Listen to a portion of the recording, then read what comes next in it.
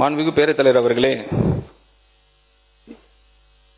என் உரையை நிறைவு செய்வதற்கு முன்பாக என்னை இங்கு கொண்டு வந்து சேர்த்த மாண்புமிகு முதலமைச்சர் அவர்களுக்கு என் இதயத்தில் இருந்து நன்றியை தெரிவித்துக் கொள்கிறேன். கல்வித்துறையில் 25 ஆண்டுகளாக மேலாக பணி செய்த என்னை மக்கள் பணி செய்ய தலைவர் வழியாக கடவுள் என்னை வட சென்னைக்கு அனுப்பினார். அங்கு சென்ற நாள் முதல் என்னையும் என் மகளையும் தத்து எடுத்து அதிக வாக்கு வித்தியாசத்தில் என்னை மாபெரும் வெற்றி பெற செய்த ஆர்கே நகர் மக்களுக்கு என் நன்றியை நெஞ்சதிலிருந்து தெரிவித்துக் கொள்கிறேன். மேலும் இந்த பேரவைக்கு தங்களுக்கு என் நன்றிகளை தெரிவித்துக் கொள்கிறேன். நன்றி, வணக்கம். மாண்புமிகு நிதி திட்டம் மற்றும் வளர்ச்சித்துறை அமைச்சர், முதல் முறை சட்டமன்ற உறுப்பினர், முதல் முறை அமைச்சர், ரொம்ப சிறப்பாக விரிவாக விளக்கமாக நீங்கள் செய்திகளை தந்திருக்கும். உங்களுக்கு என்னுடைய பாராட்டுகளை நான் தெரிவித்துக் கொள்கிறேன். மாண்புமிகு வேளாண்மை உணவு நலத்துறை அமைச்சர் அவர்களின் பதில் உரை. மாண்புமிகு முன்னாள் முதலமைச்சர் எடப்பாடி கே பழனிசாமி அவர்கள்.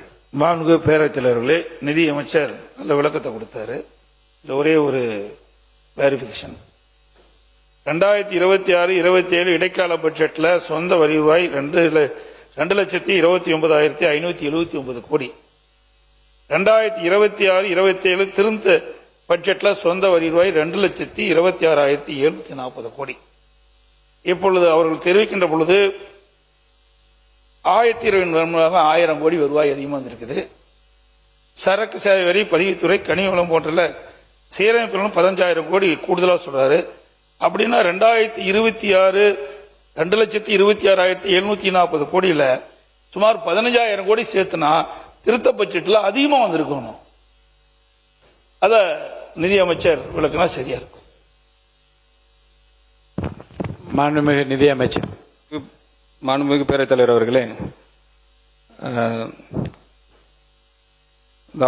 தி opposition of the house, ஒரு சார் சொன்ன மாதிரி சப்ளிமெண்டரி அக்கௌண்ட் எடுத்து பாருங்க. 2025-26 ஆக்சுவல்ஸ்ல எஸ்ஓடிஆர் மட்டும் நான் சொல்றேன், 1,92,493. ஆனா அவங்க இன்ட்ரீம் பட்ஜெட்ல 2026-27 டிஎம்கே கவர்மெண்ட் தாக்கல் பண்ணிட்டு போனது 2,29,579. நார்மலா 8% 7% இருந்த வளர்ச்சி லாஸ்ட் 2 years இவங்க ஒரே ஹைக் ஆப் 19% போட்டு போயிருந்தாங்க. 19% அது ஹைலி நாட் பாசிபிள், அப்படி வர வாய்ப்பே இல்லை.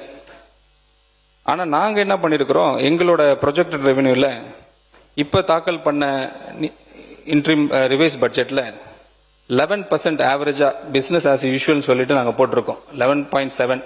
அந்த அடிப்படையில் 2,14,990 கோடி அந்த அளவில் நாங்க போட்டிருக்கோம். இதுல நாங்க அடிஷனல் ரிசோர்சஸ்க்கு நாங்க என்ன பண்ணிருக்கிறோம், ஒரு 5,000 கோடி ஜிஎஸ்டிலையும், இந்த 5,000 கோடி ஸ்டாம்ப்ஸ் அண்ட் ரெஜிஸ்ட்ரேஷன்லயும், மற்றும் 1,500 கோடி எக்ஸைஸ் டியூட்டிலையும், பிளஸ் மோட்டார் வெஹிக்கிள் டாக்ஸ்ல ஒரு 750 கோடியும் நாங்க அடிஷன் பண்ணிருக்கிறோம். அப்போ 11,750 crore அடிஷனல் நாங்க கெயின் பண்ணிருக்கோம் இந்த லாஸ்ட் 60 டேஸ்ல.